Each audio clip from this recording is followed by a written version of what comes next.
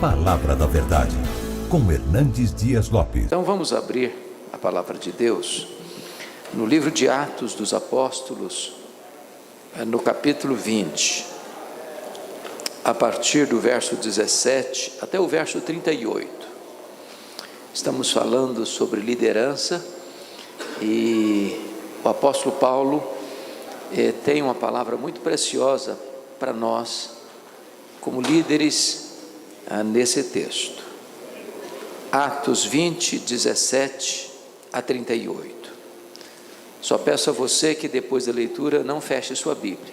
Eu preciso que você acompanhe a exposição comigo. Está escrito o seguinte: de Mileto mandou a Éfeso chamar os presbíteros da igreja.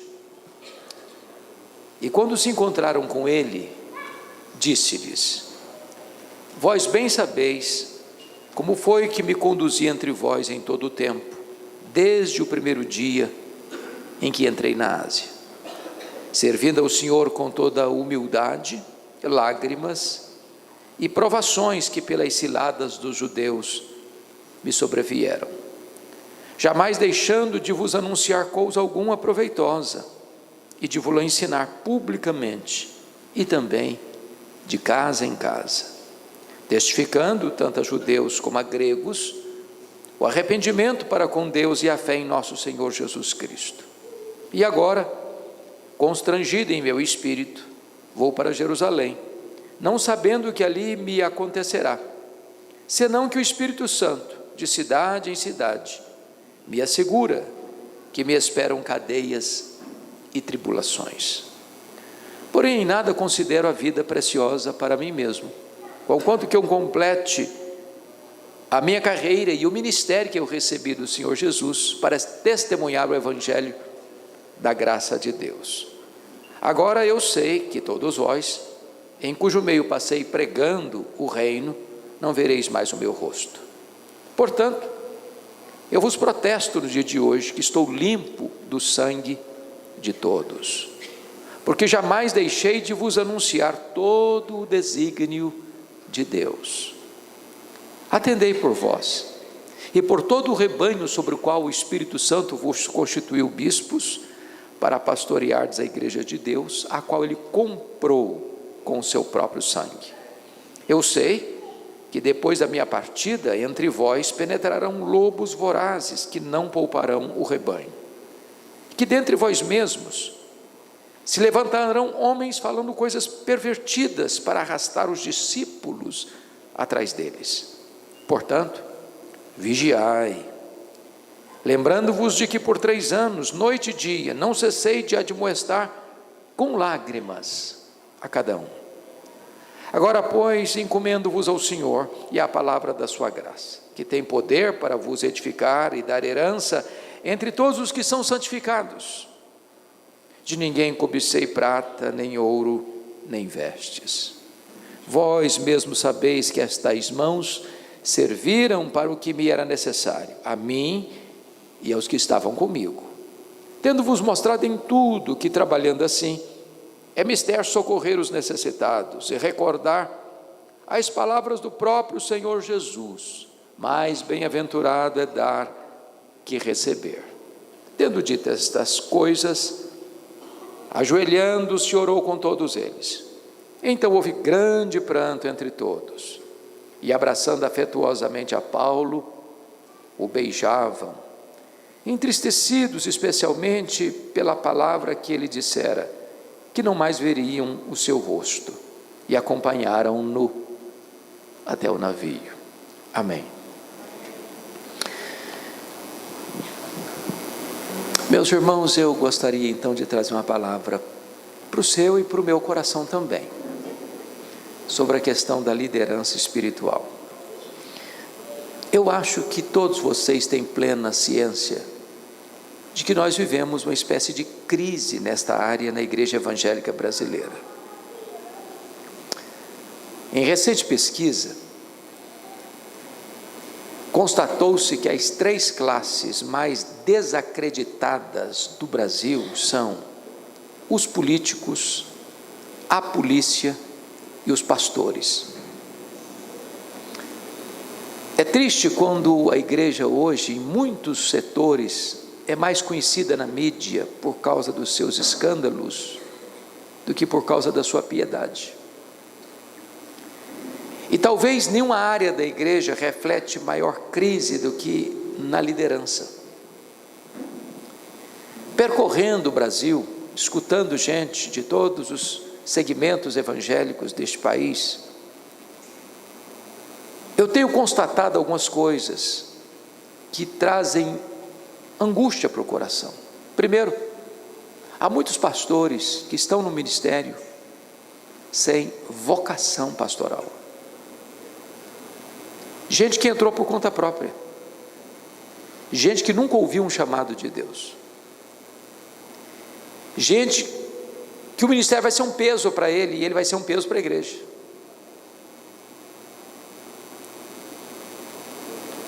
E o pastorado é uma bênção, e o ministério é uma bênção, mas é necessário que você entenda qual é o seu chamado. Não é status, não é posição, é um chamado para servir. A segunda coisa que eu percebo é que as pessoas confundem o que é vocação. Um livro que li em 1978, O Pregador, Sua Vida e Sua Obra, de John Jowett, disse o seguinte: tem gente que pensa que vocação é assim. Eu tentei ser um advogado, não consegui. Tentei ser engenheiro, não deu certo. Tentei ser médico, também não funcionou. Tentei passar em vestibular para outra área da vida acadêmica, não consegui. Ah, bom, então eu descobri uma coisa maravilhosa. Então é porque Deus está me chamando para o ministério. Diz, não, isso não é vocação. Vocação é quando você tem todas as portas abertas e você só enxerga uma porta. Deus está me chamando para o ministério.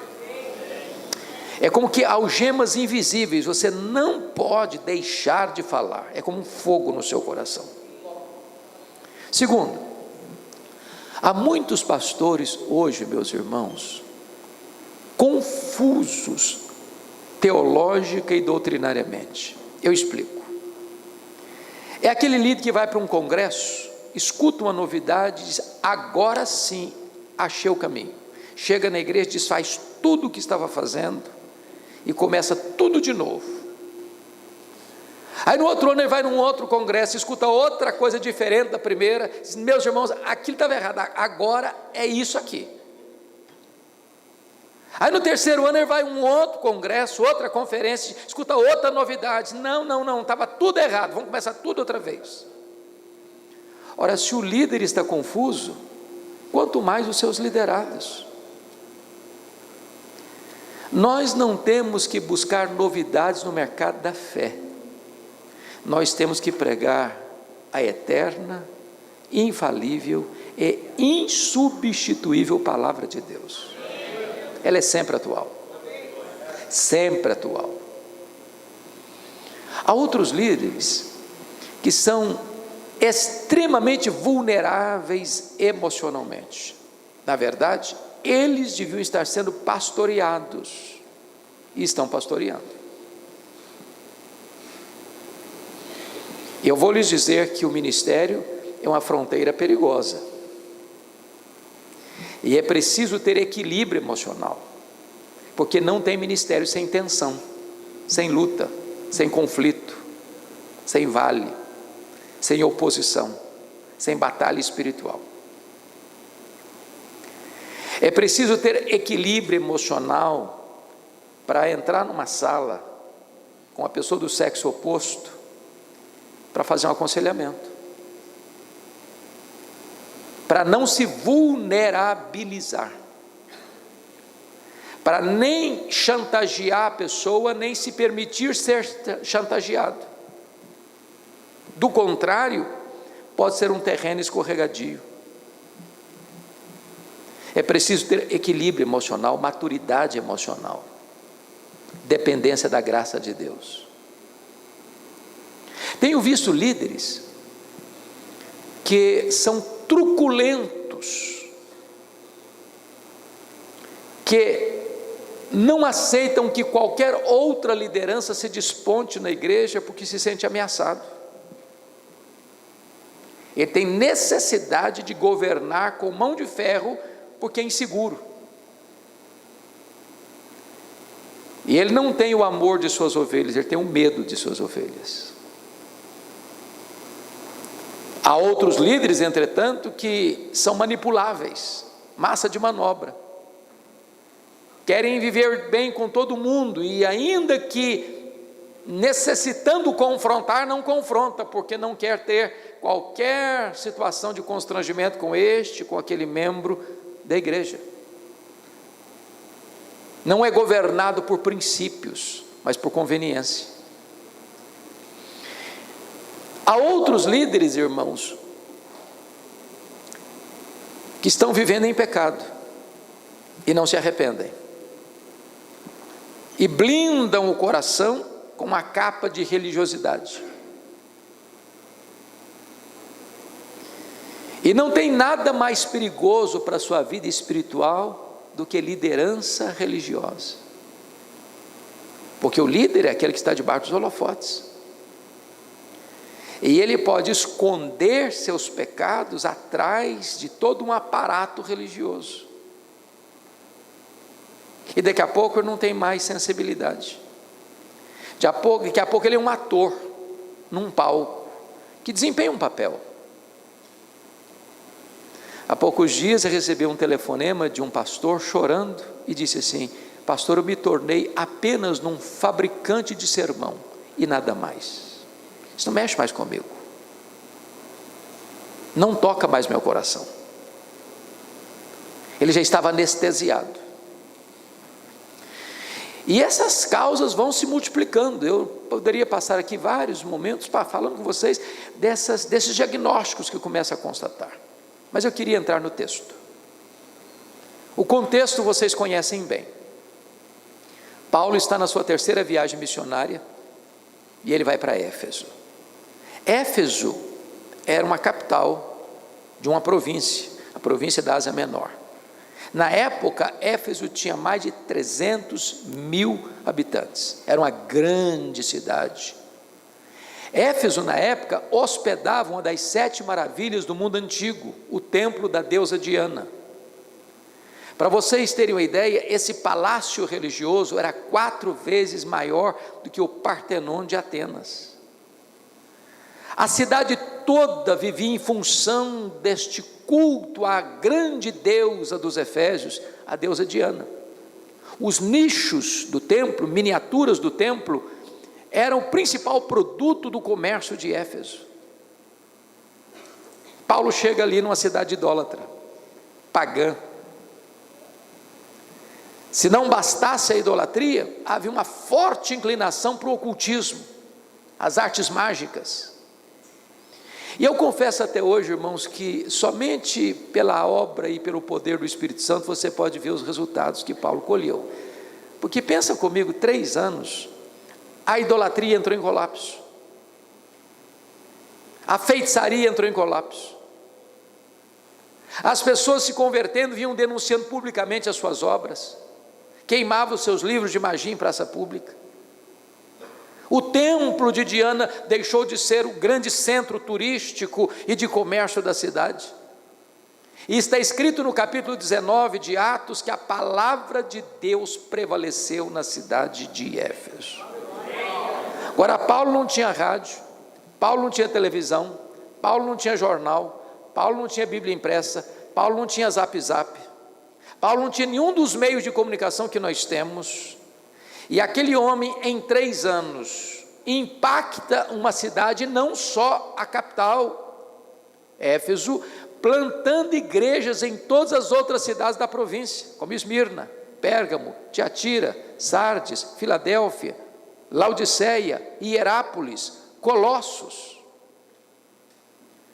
Nós diríamos hoje que aquilo foi um grande avivamento espiritual, não tem outra explicação. Agora Paulo está saindo de Éfeso para levar uma oferta que ele recolheu entre as igrejas gentílicas para os pobres da Judéia. E nessa saída dele, ele manda chamar os presbíteros da igreja para o local onde ele embarcaria, em Mileto, onde ficava o porto, para ter a última conversa com eles. E esse texto que nós lemos é esse discurso de Paulo diante desses presbíteros, seus filhos na fé, liderança da igreja. E aqui Paulo vai repartir com aqueles homens e consequentemente com você e comigo hoje 7 princípios que eu quero dividir com vocês aqui sobre liderança. 7 compromissos que um líder precisa assumir. Quais são esses compromissos? Primeiro, veja aí comigo, versículo 19, o primeiro compromisso é o compromisso com Deus. Compromisso com Deus. Ele diz assim: servindo ao Senhor com toda humildade, lágrimas e provações que pelas ciladas dos judeus me sobrevieram. A primeira coisa que um líder precisa definir muito claramente é a quem ele está servindo. Porque é possível a gente entrar com a motivação errada, sabia? Servir a denominação, não tem nada de errado em servir a denominação, mas isso não pode substituir o seu serviço a Deus. Tem gente que morre pela denominação, mas não tem entusiasmo por Jesus. Morre pela instituição, mas não tem deleite em Jesus. Tem gente que briga pela sua bandeira, pela placa da sua igreja, mas não pela pessoa do Senhor Jesus. Agora, se você está servindo ao Senhor, 2 coisas vão acontecer com você. Primeiro, você não vai depender de elogios para continuar. Segundo, você não vai ficar desanimado com as críticas, porque a sua motivação não vem dos homens, a sua motivação vem de Deus. Segundo, se você está servindo a Deus, você não está construindo monumentos ao seu próprio nome. Você não está levantando altares a você mesmo. Você não está fazendo o seu ministério para engrandecer o seu nome. Você está servindo ao Senhor. Se você está servindo ao Senhor, a palavra implica que você nunca vai perder o status de servo. Servo é o menor, servo é o que serve. Então, nada de nariz empinado, nada de se sentir melhor do que os outros, nada de achar que você é o tal. Baixa a bola, baixa a bola. Você está a serviço do Senhor. Agora notem mais, se você está a serviço do Senhor, isso implica em que você tem que ser uma pessoa humilde. Nada é mais nocivo à liderança, irmãos, do que soberba, altivez, orgulho. Sabe aquela pessoa que ela é tão importante, entre aspas, que você não tem acesso a ela? Você não consegue falar com ela? Que ela chega na igreja quando o culto já começou e antes do culto terminar, ela vai embora. Não dá para dar um abraço nela. Uma criança não consegue enroscar nas pernas dela. Você nunca tem acesso a ela, porque ela ficou importante demais. Ela fala ao povo, mas o povo não tem acesso a ela. Líder é servo, e servo tem que ser humilde. Agora notem mais, se você está servindo a Deus, preste atenção nisso, você vai enfrentar provações e até ciladas, porque quando você está servindo a Deus, isso não blinda você não, porque existe às vezes uma ideia de que o ungido do Senhor é intocável. Ungido do Senhor não pode nem ficar doente. Ele nem pode ter problema financeiro também.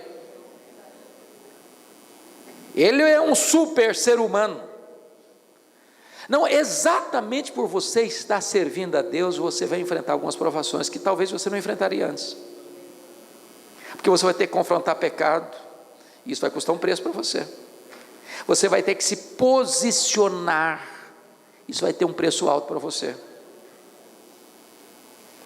Gente não vai gostar da sua postura em favor da verdade, vai querer tramar nos bastidores contra você. Mas você tem uma consciência. Você está servindo a quem?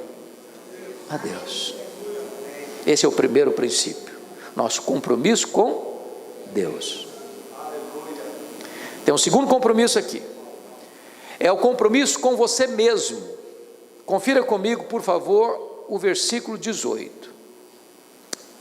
Paulo diz assim: quando se encontraram com ele, disse-lhes: vós bem sabeis como foi que me conduzi entre vós em todo o tempo, desde o primeiro dia em que entrei na Ásia. Preste atenção nisso. O líder precisa ser uma pessoa consistente, do primeiro ao último dia. Há um ditado muito conhecido aqui, que a última impressão é a que fica. Isso não cabe para a liderança, não. A liderança tem que ter a mesma impressão hoje, amanhã, o ano que vem e a vida toda. O líder não pode variar.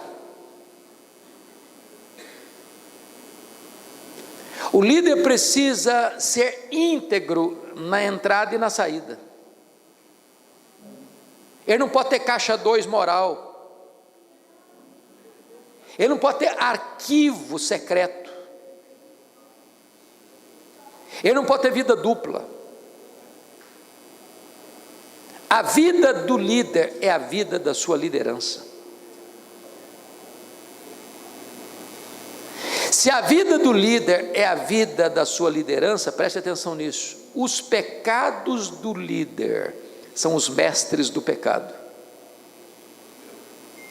Porque quando um líder peca, o pecado do líder é mais grave, é mais hipócrita e é mais danoso do que os pecados dos demais. Mais grave porque o líder peca contra maior conhecimento. Mais hipócrita porque o líder denuncia o pecado em público para praticá-lo em secreto. E mais danoso porque quando um líder cai, mais gente é atingida.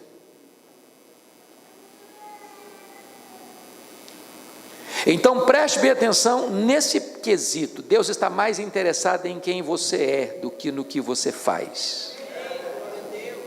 Vida com Deus precede trabalho para Deus. Primeiro Deus trabalha em você, para depois Deus trabalhar através de você. Nós estamos vivendo uma época que dá muito valor ao performance, ao desempenho, ao palco.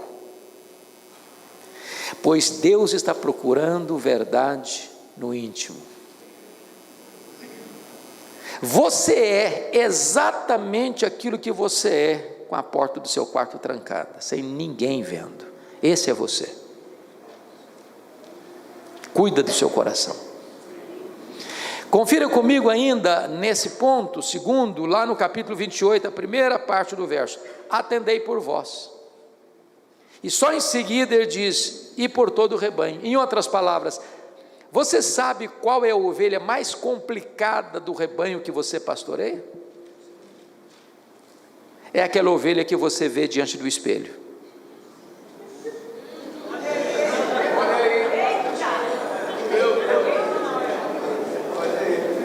Se você não pastorear a ovelha que você vê diante do espelho, você não está habilitado a pastorear as outras ovelhas.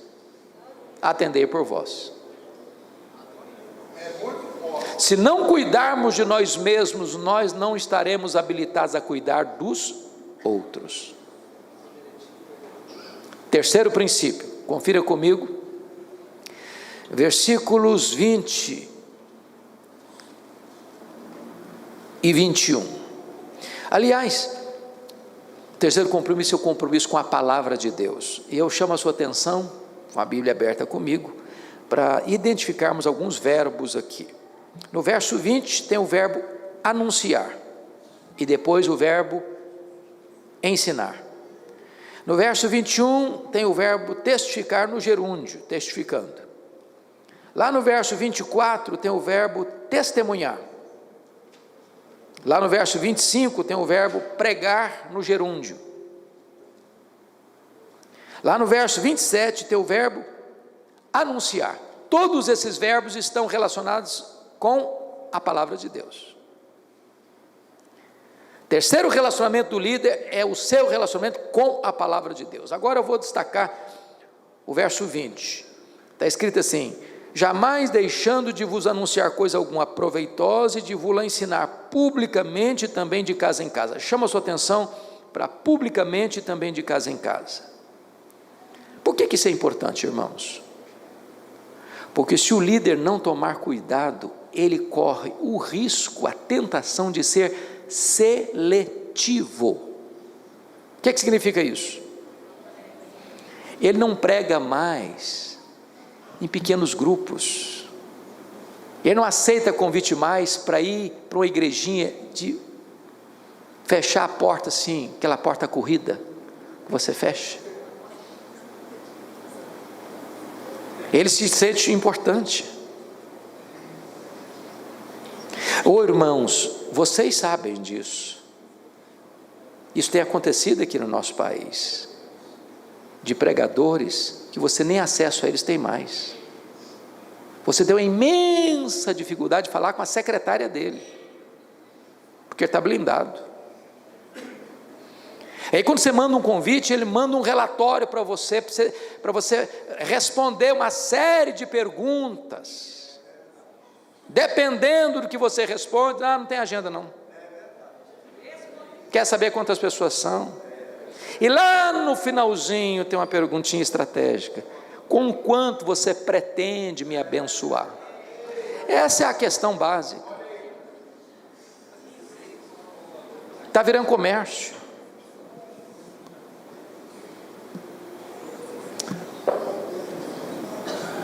Eu certa feita convidei um cidadão para pregar, lá em Vitória, quando eu estava lá na liderança da igreja, eu sou pastor ainda até hoje lá.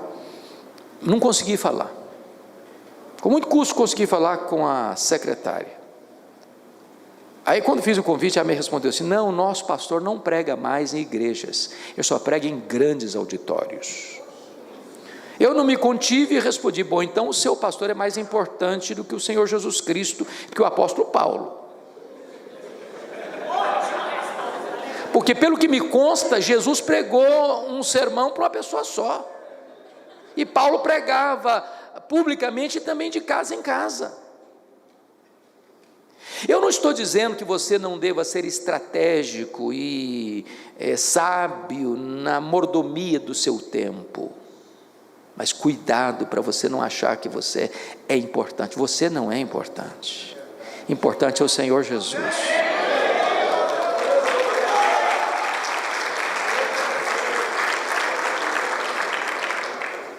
Você deveria, até por questão pedagógica, aceitar alguns convites para pregar naquela congregação mais simples, do bairro mais pobre, talvez de chão batido, para você não deixar o seu coração se ensoberbecer. E outra coisa, você deve ir para uma igrejinha de 30 membros, pregar com a mesma alegria e com o mesmo entusiasmo que você pregaria numa igreja de 5.000 membros. E tem mais: você deveria se preparar com o mesmo zelo para pregar para 15 pessoas, como você se prepara para pregar para 1.000 pessoas. E tem mais: não importa se a igreja é uma igreja de gente simples e até analfabeta, ou se é de gente de doutores que se acham muito importantes, porque o povo pode ser até analfabeto, mas bobo não é. Bobo não é. Qualquer pessoa sabe quando o pastor se preparou para pregar e quando ele está enrolando o povo.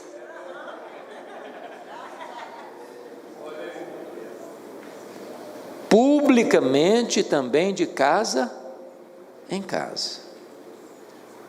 Segunda coisa que eu destaco com vocês é o versículo 21. Diz assim: testificando tanto a judeus como a gregos o arrependimento para com Deus e a fé em nosso Senhor Jesus Cristo. No verso 20, ele falou de ensinar, mas no verso 21 ele fala de testificar arrependimento para com Deus e fé. Bom, chama a sua atenção para esse ponto. Arrependimento e fé são os dois elementos da conversão. O que Paulo está ensinando aqui, que o líder, o pastor, ele precisa tanto ser um mestre, quanto também um evangelista. Ele precisa ensinar, e ele precisa também levar pessoas a Cristo. Por que isso é importante? Porque hoje nós estamos entrando numa linha perigosa, penso eu. Outrora, quem eram os professores de seminários? Os grandes seminários? Os pastores, que dedicavam parte do seu tempo ao ensino. Hoje nós crescemos, hoje nós somos muito importantes. Hoje um professor de um seminário mais conceituado só pode dar aula lá se ele for um mestre, ou se ele for um doutor. Mas hoje nós avançamos um pouco mais. Nós temos que ter professores de tempo integral. Sabe o que está acontecendo hoje? A pessoa sai de seminário, ele não quer ser pastor, ele quer fazer um mestrado. Quando ele terminou o mestrado, ele não quer ser pastor, ele quer fazer um doutorado. Quando ele termina um doutorado, ele não quer ser pastor, ele quer voltar para dar aula no seminário. Ele nunca foi pastor, e está formando pastores. Ele nunca plantou uma congregação, mas ele fez um curso de doutorado em crescimento da igreja. Ele é um teórico, ele nunca botou a mão na massa. Sabe o que está acontecendo nos nossos seminários hoje? Mais de 70% dos seminaristas dizem assim: eu não tenho o dom de evangelista, eu tenho o dom de mestre. É claro, é claro, é claro. O professor dele não é evangelista. Você gera discípulos à sua imagem e à sua semelhança. Lá na década de 80, quando eu fiz seminário, tinha uma frase que circulou o Brasil, e a frase era esta: pastor não gera ovelha, ovelha gera ovelha. Falso ou verdadeira essa afirmação? Metade falso, metade verdadeiro. Como a verdade não pode ser metade, falso. É verdade que ovelha gera ovelha, mas não é verdade que pastor não gera ovelha. Pastor é um evangelista. Pastor não só ensina, pastor testifica arrependimento e fé.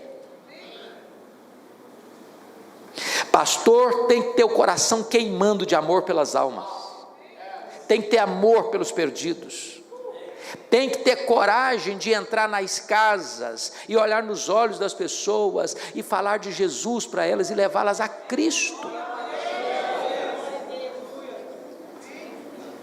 Nós precisamos resgatar isso, irmãos, porque se as ovelhas não verem essa paixão no coração do pastor, elas perderão paixão também. O pastor fala mais pelo exemplo do que pela palavra, pela voz. Aliás, Albert Schweitzer disse que o exemplo não é uma forma de ensinar, é a única forma eficaz de ensinar. Como pais, também pastores, as nossas ovelhas estão olhando para nós mais do que escutando a nós. Agora note outra coisa, compromisso com a palavra. No versículo 27 está escrito assim: porque jamais deixei de vos anunciar todo o desígnio de Deus. Penso eu que Paulo está ensinando aqui que nós pastores, nós líderes, precisamos expor a palavra de Deus. Em vez de sermos pregadores seletivos, só pregar aqueles assuntos mais palatáveis. Por exemplo, é tão bom falar do amor de Deus. E o que é que eu faço com Romanos 1,18? A ira de Deus se revela do céu contra toda impiedade e perversão dos homens. Qual foi a última vez que você escutou um sermão sobre a ira de Deus?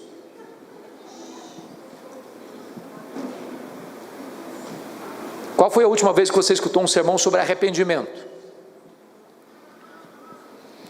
Em outras palavras, irmãos, eu não posso ir para a Bíblia como uma criança recebe uma caixa de bombom surtido. Lembra do bombom garoto lá de Vila Velha, Espírito Santo? Você abre uma caixa de bombom. Tem aqui também? Pois é. Você abre uma caixa de bombom, tem vários tipos de bombons lá. Qual que você escolhe? O que você gosta, não é? É o que você gosta. Eu não posso ir para a Bíblia assim, só pregar o que eu gosto de pregar.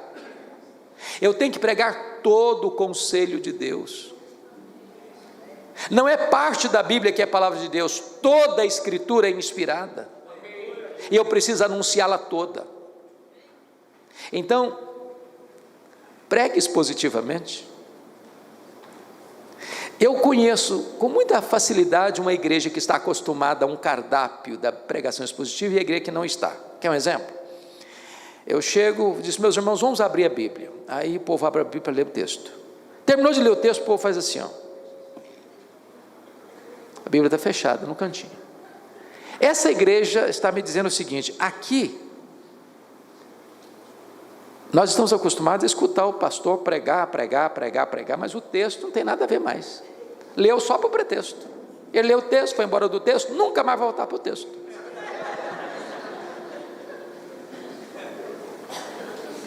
Tem pregador que diz assim, eu já tenho o sermão pronto, só falta o texto agora.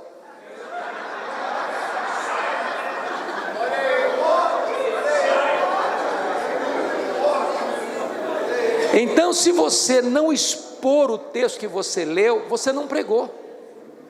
Eu vou dizer algo aqui que você sabe.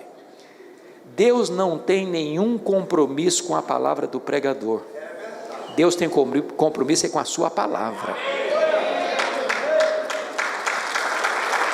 O que não volta vazio não é a palavra do pregador, é a palavra de Deus. De Deus. Bom, então vamos ao quarto compromisso. Pastorzão, eu vou até que horas? Que eu estou tão animado aqui que eu não sei que hora. Tá, não, eu vou, porque eu preciso saber exatamente o horário para não me complicar aqui. Quarto compromisso do pregador, está no versículo 24. Confira aí comigo, por gentileza. É o compromisso com o ministério. Olha o que ele diz. Em nada considero a vida preciosa para mim mesmo, conquanto que eu complete a minha carreira e o ministério que eu recebi do Senhor Jesus, para testemunhar o evangelho da graça de Deus. Tem três coisas que eu destaco aqui no ministério. Primeiro, vocação. O ministério que eu recebi do Senhor Jesus. Irmãos, é o senso de vocação que nos dá ânimo na hora da crise. É o senso de vocação que nos dá força na hora da oposição. É o senso de vocação que nos dá no momento da angústia da alma. Deus me chamou. E como Jeremias, ainda que você pense em largar, você não consegue. Que vai ser um fogo no seu coração. Você tem que falar. Porque esse ministério você não abraçou por conta própria. Você recebeu do Senhor Jesus. Segunda coisa aqui é abnegação. Em nada considero a vida preciosa para mim mesmo. Irmãos, é muito triste o que está acontecendo no Brasil hoje, muito triste. Tem muita gente entrando para o ministério como meio de vida, para ganhar dinheiro. Estamos acostumados hoje com a ideia de igreja empresa, igreja que é propriedade do pastor. O púlpito virou um balcão. A Bíblia virou um produto. Os crentes viraram consumidores. O templo virou uma praça de negócio. Igrejas que abrem congregações como franquias. Se dá lucro, mantém. Se não der lucro, fecha. Igreja não é empresa. Igreja é uma agência do reino de Deus. A igreja não nos pertence, nós é que pertencemos a ela.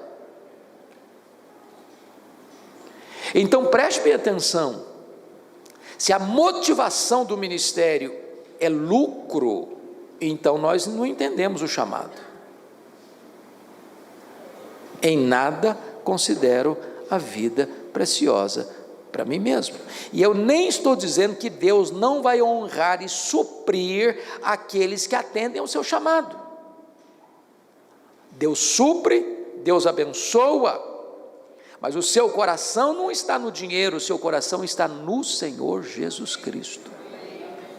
Terceira coisa aí, primeira é vocação, segunda é abnegação, terceira é paixão, para testemunhar o evangelho da graça de Deus. Ô irmão, é isso que tem que fazer seus olhos brilhar, é isso que tem que aquecer o seu coração. Não é o seu poder, não é o seu status, não é a casa que você mora, o carro que você anda, o dinheiro que você tem na conta do banco, não é o prestígio que você recebe, nada disso deve encher seu coração e fazer brilhar os seus olhos, mas é a paixão pela anunciar a graça de Deus, é o evangelho que tem que encher o seu coração. Nós precisamos de um reavivamento nos púlpitos, irmãos. Quando perguntaram para Dwight Lyman Moody, Moody, qual é o maior problema da obra? Ele respondeu, são os obreiros. E perguntaram assim, como é que começa um avivamento na igreja? Ele respondeu, acenda uma fogueira no púlpito. Se o pastor for um graveto seco a pegar fogo, até lenha verde começa a arder. Paixão. Os crentes precisam olhar em nós e ver brilho nos olhos. Brilho nos olhos. Quinto compromisso. Compromisso com a igreja. Olha versículos 28 a 30 comigo. Ele diz assim, atendei por vós e por todo o rebanho sobre o qual o Espírito Santo vos constituiu bispos para pastoreardes a igreja de Deus, a qual ele comprou com seu sangue. Preste atenção na expressão por todo o rebanho, não por parte do rebanho. Eu vou fazer uma perguntinha para os pastores aqui, não precisa nem levantar a mão não. Você tem ovelha complicada lá no rebanho? Tem. Porque se não tiver, a gente pode dar algumas cartas de transferência, sem problemas. Sabe o que Paulo está dizendo aqui? Se você não tomar cuidado, você faz 10 visitas para uma família no ano, e nenhuma visita para outra família. Se você não tomar cuidado, você só vai pastorear aquelas ovelhas que fazem cafuné no pastor. Porque tem ovelha que escoiceia o pastor. Mas é ovelha, você precisa cuidar. Não seja seletivo nas suas ovelhas. Ame as suas ovelhas. Mesmo que você não seja amado por elas, ame as suas ovelhas. Todo o rebanho. Mas Paulo está dizendo que você precisa atender por todo o rebanho sobre o qual o Espírito Santo vos constituiu bispos. Preste atenção nisso. Nunca faça política de bastidor para ficar na igreja. Não faça jogo de cena nos corredores eclesiásticos para alcançar favores ou deixar de ficar numa igreja. Ou você tem ciência de que o Espírito Santo colocou você ali, ou você está no lugar errado.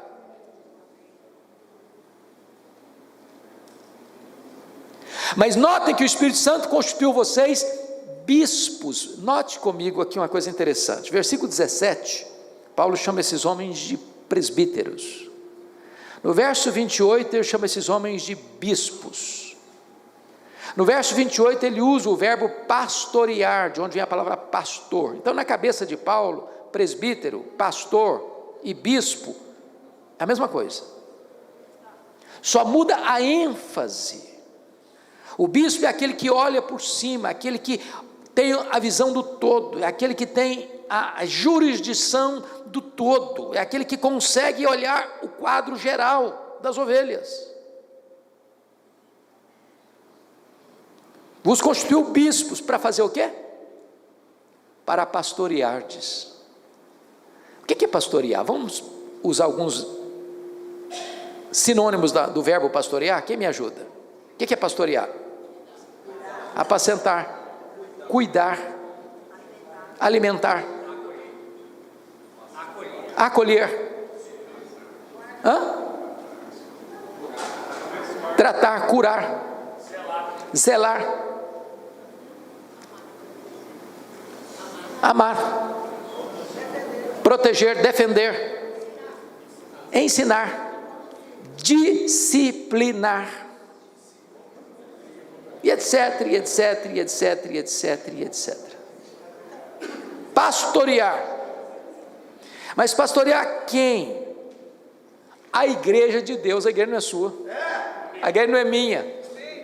Nós às vezes usamos essa expressão no sentido correto, como Paulo usou, meu evangelho. A gente usa minha igreja é a igreja que eu frequento, a igreja que eu participo, ok, não tem problema. Mas não posso dizer minha igreja no sentido que ela é minha. Eu estava em Campinas com um pastor muito experiente e um pastor jovem atrás no banco, e eu do lado aqui do pastor experiente dirigindo. E o pastor jovem estava lá atrás, enquanto estávamos indo, ele estava dizendo, a minha igreja está assim, minha igreja está assada, minha igreja está crescendo, minha igreja está construindo, minha igreja está avançando, minha igreja, e repetiu minha igreja umas 200 vezes. Lá pelas tantas, o pastor experiente botou a mão para trás assim e disse, bota a sua mão aqui, meu filho. Vocês já entenderam, né? Aí o pastor João botou a mão, ele passou a mão assim, na palma da mão do pastor João, e disse, não estou vendo marcas de cravo aqui, meu filho. Precisa falar mais alguma coisa? O dono da igreja tem marca de cravos nas mãos. A igreja não é sua, a igreja não é minha, a igreja não é nossa, a igreja é de Deus. Você está cuidando daquilo que não é seu, é de Deus. E essa igreja é tão cara para Deus que Ele a comprou com o sangue do seu próprio Filho. Quando você entende isso, irmão, você vai ser mais amoroso com as ovelhas. Elas pertencem a Deus. Agora, a segunda coisa que Paulo mostra aí é que o pastor precisa defender a igreja. Olha o versículo 29 e 30 comigo. Eu sei que depois da minha partida entre vós penetrarão lobos vorazes que não pouparão o rebanho, e que dentre vós mesmos levantarão homens falando coisas pervertidas para arrastar os discípulos atrás deles. Tem duas expressões que eu queria que você grifasse. Verso 29, entre vós, e verso 30, dentre vós. Olha comigo o verso 29. Quando ele diz, entre vós penetrarão lobos vorazes, eu pergunto a vocês, os lobos estão dentro ou estão fora? Estou perguntando de novo, estão dentro ou estão fora?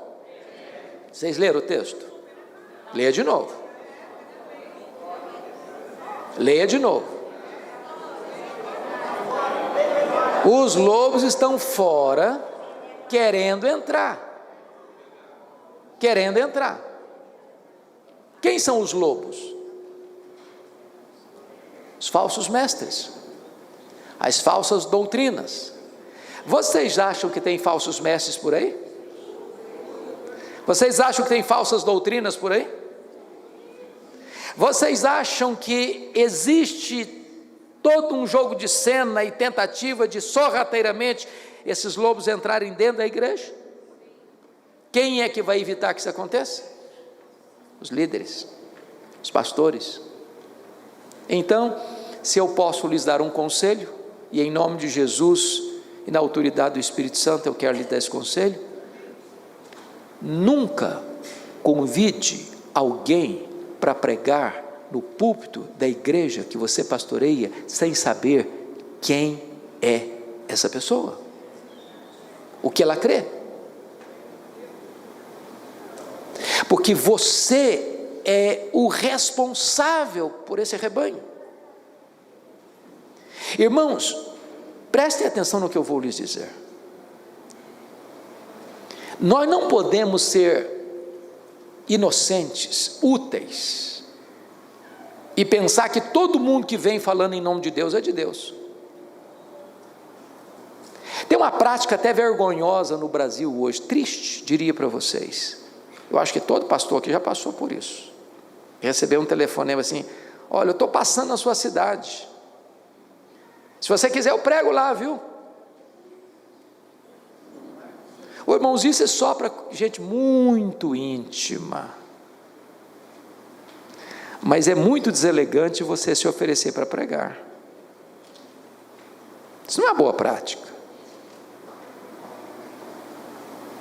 Cuidado com quem você leva para o culto da igreja. Eu vou ilustrar isso. Eu estava em Vitória um dia, na igreja que eu sou pastor, pregando de manhã. Entra uma senhora muito bem vestida, acompanhada de um séquito, de um grupo de pessoas do lado dela, muito elegante, muito bonitona, tal. Não sei como essa mulher mandou um bilhete para mim no púlpito. E no bilhete estava escrito assim: pastor, o Espírito Santo me mandou aqui hoje, porque eu tenho uma mensagem para esta igreja. Peguei o bilhete, li, guardei no bolso, terminei de pregar, impetrei a benção, fui para a porta da igreja abraçar as pessoas. Essa mulher quase me bateu na porta da igreja.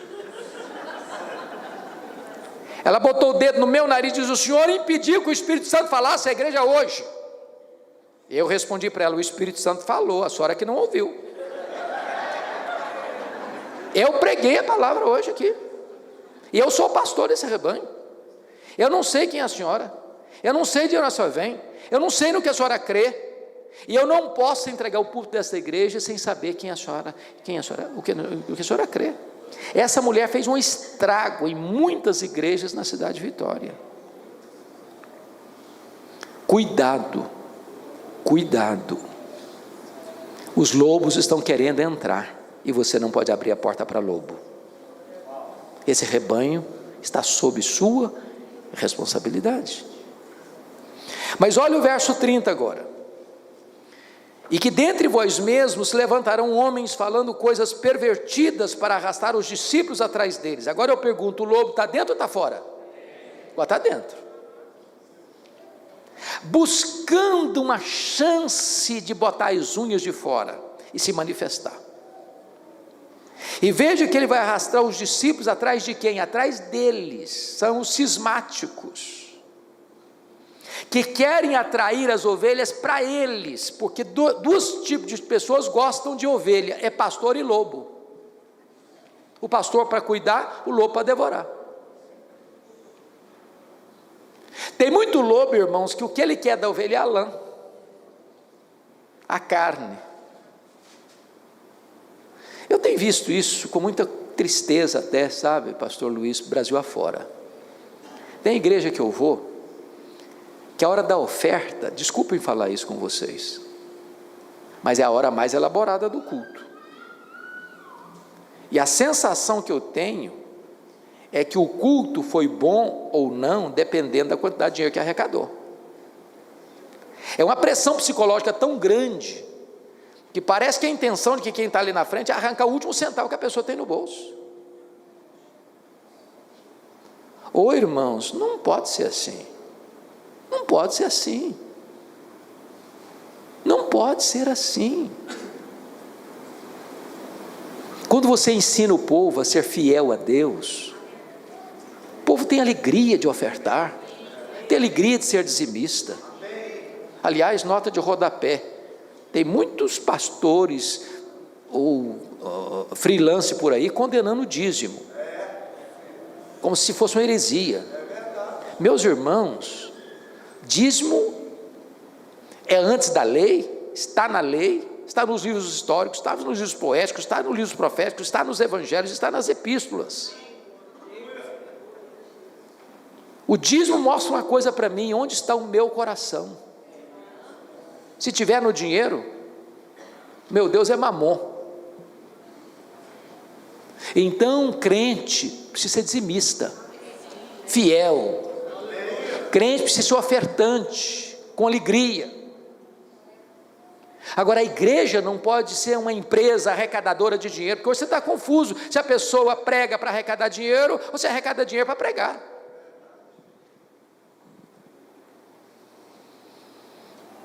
Sexto compromisso, versos 33 a 35. De ninguém cobicei prata, nem ouro, nem vestes. Vós mesmos sabeis que estas mãos serviram para o que me era necessário a mim e aos que estavam comigo. Tenho-vos mostrado em tudo que, trabalhando assim, é mister socorrer os necessitados e recorrer ou recordar as palavras do próprio Senhor Jesus. Mais bem-aventurado é dar que receber. Agora é a relação do pastor com dinheiro.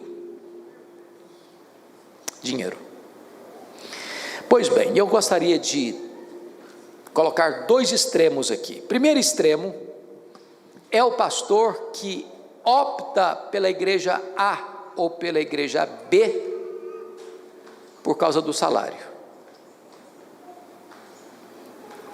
Já escutei gente falar assim: Deus me mandou para cá, louvado seja Deus, reúne a igreja, todo feliz, Deus me mandou para cá, irmãos, eu quero cuidar de vocês, quero pregar vocês, quero ensinar vocês. Daqui a 3 meses ele recebe um convite para outra igreja, dobrando o salário, e chega: meus irmãos, o Espírito Santo está me conduzindo para uma nova direção. O vetor que governa o ministério dele é o dinheiro. E eu nem estou dizendo a você que você não possa receber um convite de uma outra igreja com um salário melhor e você não possa atender. O que você não pode fazer é ser governado por dinheiro. Eu vou lhes dar 2 exemplos. Aconteceram comigo. Certa feita eu fui pregar numa igreja, numa grande igreja, numa belíssima capital, e aquela igreja estava em transição pastoral. Terminado o culto, os presbíteros da igreja se reuniram numa salinha comigo e disseram assim: nós precisamos que o senhor venha para cá, nem queremos saber quanto o senhor ganha, podemos pagar o dobro, precisamos do senhor aqui. Eu disse para aqueles irmãos assim: meus amados, eu me sinto muito honrado com o convite de vocês, mas eu não posso atender o convite de vocês por 2 motivos.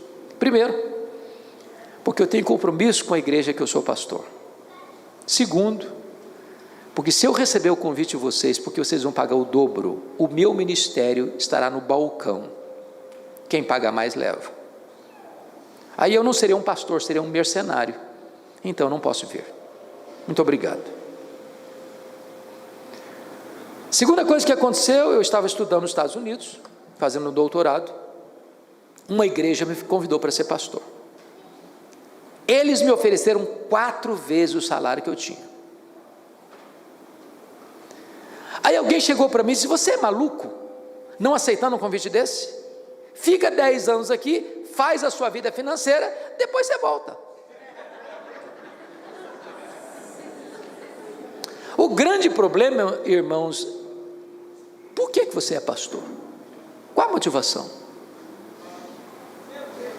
Eu não estou dizendo para você que você é um anjo que não precisa de dinheiro para sobreviver. Não, você é um ser humano que tem família, que precisa morar, que precisa viver, que precisa vestir, que precisa cuidar. Mas, por favor, nunca bote o seu ministério no balcão. Para quem pagar mais, leva.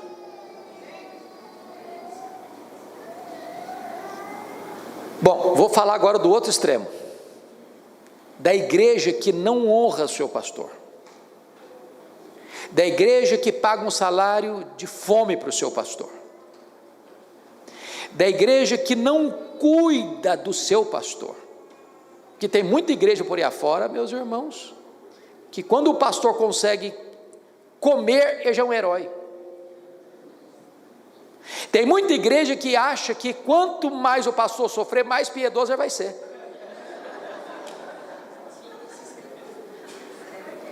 Tem muita igreja que usa esse texto, está vendo? Tem que seguir o exemplo de Paulo. Paulo trabalhava para sustentar ele mesmo e a outras pessoas também. Só que nesse texto, Paulo não está falando de salário pastoral. Preste atenção nisso. Você quer saber o que Paulo ensina sobre salário pastoral? Leia 1 Coríntios 9. Leia, diz que o pastor deve receber primícias. Então a igreja precisa honrar o seu pastor. O pastor não pode ficar desesperado de noite: meu Deus, como é que eu vou pagar as contas? Como é que eu vou pagar a escola do meu filho? Como é que eu vou botar comida dentro de casa? O pastor não pode ter esse tipo de preocupação.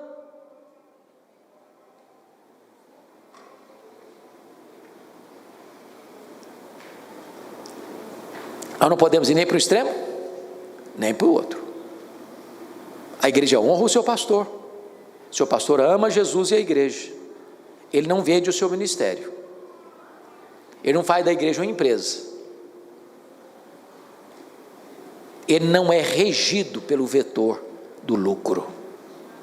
Finalmente, o último princípio, versos 36 a 38, é o princípio da afetividade.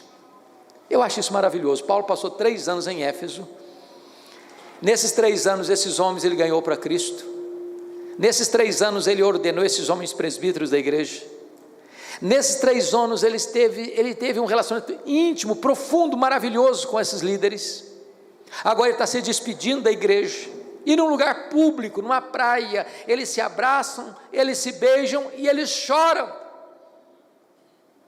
Eles não têm nenhum problema de expor os seus sentimentos, demonstrar seu afeto uns pelos outros. Sabe o que tem acontecido hoje? Muitas vezes, em tantos lugares do Brasil afora, pastores feridos, como o pastor Luiz disse ontem aqui. Líderes que tratam os seus pastores com rigor, sem ternura, sem doçura. Pastores que se sentem empregados dos presbíteros.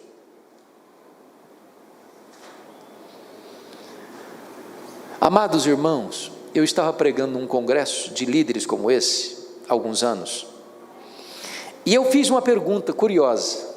Eu perguntei assim, para os pastores: qual foi a última vez que vocês, pastores, beijaram os seus presbíteros?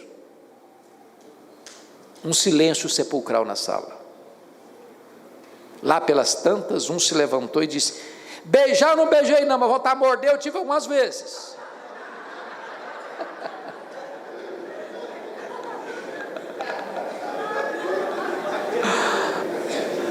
Há poucos dias eu perguntei para um pastor assim: você está indo para a igreja tal? Você está doido? Aquela igreja lá, as ovelhas mordem no pastor.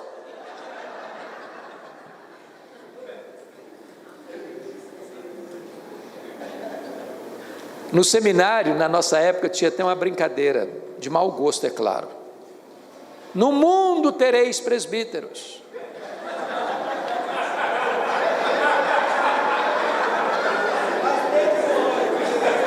É por aí. Amados irmãos, sabe que isso é ruim? Porque isso vai criando uma cultura. Pastor jovem chega na igreja, ele olha para o presbítero dele, de banda: esse cara vai me puxar o tapete. Irmãos, não pode ser assim. Seus líderes precisam ser seus melhores amigos. A gente tem que ter intimidade, de abraçar, de beijar, de chorar junto, de se alegrar junto. Igreja é comunhão. Igreja é comunhão. O mundo aí fora sabe o que é isso não. Lá no emprego você é conhecido por um número de um crachá. Aqui você tem nome. Aqui o rico senta do lado do pobre. Aqui o rico não é melhor que o pobre. Aqui o rico é diácono, arrasta a cadeira para os pobres sentar. Aqui é a igreja de Deus. Nós precisamos alargar as fronteiras do nosso coração, uns pelos outros. Aqui é lugar de cura, de terapia, de recomeço, de restauração. Eu vou lhes dar 2 exemplos para encerrar. Eu tenho o hábito até hoje de ir para a porta da igreja abraçar o povo. Gosto disso, gosto muito disso.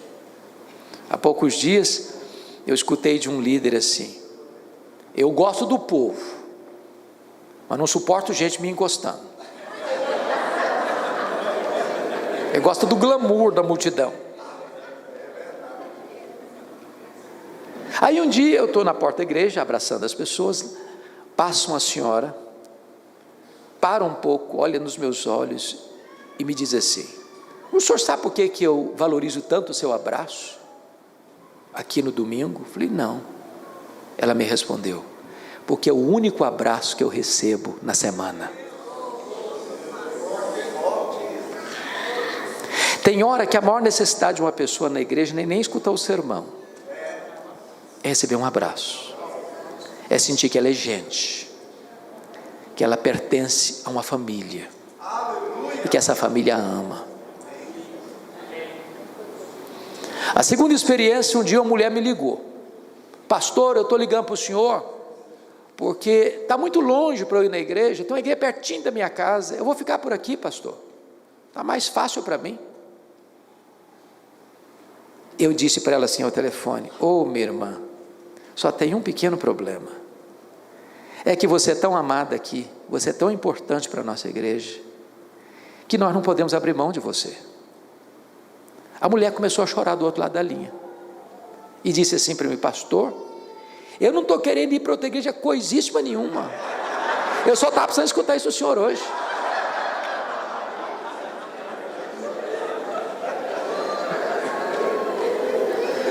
Porque às vezes a pessoa te liga com o coração machucado, fala: é isso mesmo, minha irmã, fica melhor, está vendo aí, ele não me ama coisa nenhuma, está me descartando ainda.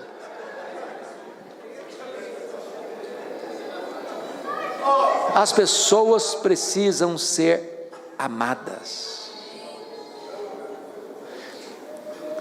No dia que eu fui ordenado ao Sagrado Ministério, foi dia 17 de janeiro de 1982, em Bragança Paulista, São Paulo. Meu presbítero, muito querido, veio me dar o primeiro conselho pastoral. E ele me disse assim: eu era solteiro, fui pastor solteiro 5 anos. Ele me disse: olha, quando uma senhora ou uma moça entrar na fila para lhe cumprimentar, estica o braço e estabeleça o limite. É muito perigoso você abraçar uma mulher. Eu tomei um susto. Primeiro conselho que eu recebo é esse. Aí eu disse assim para ele: meu amado, eu infelizmente não posso obedecer o seu conselho, por algumas razões. Primeiro, porque não estou convencido de que isso é bíblico. Segundo, isso não faz parte da minha personalidade. Eu abraço até poste no meio da rua. Agora, o que eu posso, com a graça de Deus, prometer ao irmão, é que eu vou abraçar a criança, a adolescente, a moça mais bonita da igreja, a vovozinha de 100 anos, do mesmo jeito. Se a pessoa quiser tirar uma casquinha, você, com muito carinho, sem fazer escândalo, entendeu? Agora, se você quiser tirar a casquinha, está na hora de você botar a boca no chão e clamar por misericórdia. O que você não pode ser é frio com as pessoas. Pastor tem que ter doçura, ser amável, acessível. Pastor tem que rodear o pátio da igreja, ou o ambiente onde as pessoas ficam, e abraçar um por um. Não fazer acepção de pessoas, de só ficar abraçando os ricos da igreja, os pobrezinhos no canto. Pastor é aquele que as crianças da igreja têm liberdade de pular no colo dele. Irmãos, que Deus nos ajude a obedecer esses princípios que Paulo reparte com aqueles irmãos lá da cidade de Éfeso. Esses princípios são os mesmos e funcionam ainda hoje. Que Deus nos abençoe. Amém.